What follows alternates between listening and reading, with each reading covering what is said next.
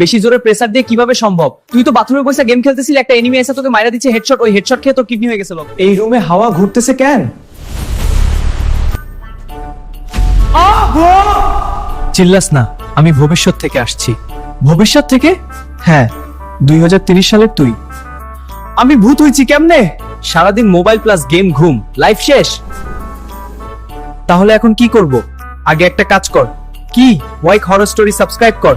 তা আমার থেকে মনে হয় আমি গেম খেলে না ঘুমিয়ে মারা যায়নি। তুই ঠিকই বলছস, তুই তো মরছস বাথরুমে জিয়া বেশি জোরে প্রেসার দিয়া।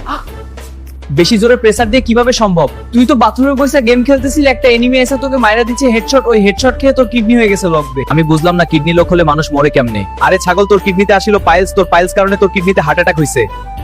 তুমি কি বলছো? আমার মাথায় ঢুকতেছে না।